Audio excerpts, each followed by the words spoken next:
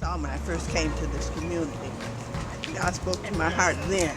I had no clue of any of this. It was just, I saw some kids standing on the corner, some boys. I knew they were up to no good. And it just spawned from there. But no one has ever been able to grasp what I was talking about. Our main goal at the National A. Philip Randolph Pullman Porter Museum is to fully launch the Community Economic Development Empowerment Project, starting with Phase 1, the installation of the Jesse Jackson Civil Rights Wing of the museum, making sure that we made the full partnerships with our planned developer, contractors, and everyone else who would be a part of this project.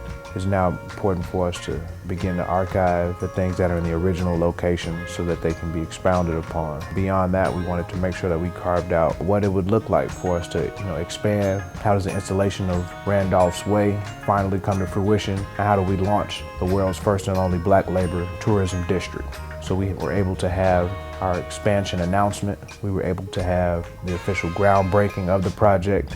And in addition to that, in terms of our community engagement, it was important that we partnered, with Phalanx Family Services, the City of Chicago Department of Health, Far South Chicago Quality of Life Plan, to implement our community engagement efforts, as well as doing reconnaissance in the area to find out what the people in the area really need through administering surveys. So now we're at the point where it's time for all of these things to go to the next level.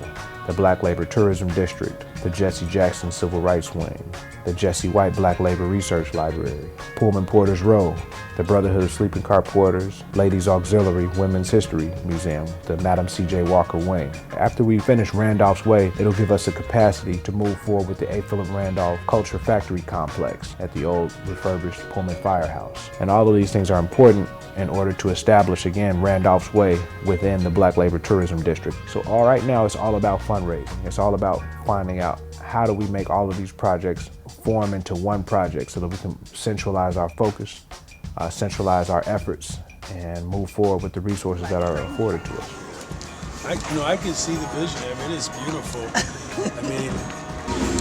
Morning, everyone. I am Lieutenant Governor Juliana Stratton, and I'm so proud to be here today to say Happy Juneteenth, everyone.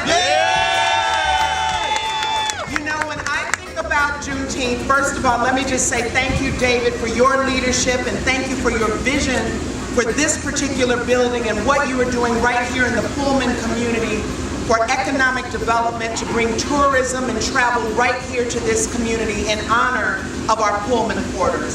And let me also say to Dr. Lynn Hughes, thank you for your visionary leadership and for doing so much to make sure that the legacy of the Pullman Porters continues. It's important that we show that representation matters. All these little girls out here, these little boys, they see somebody that looks like them. And that's important. That's important. A young, intelligent woman that is in a leadership role in our state. So shout out to the Lieutenant Governor of the state of Illinois. Woo-woo!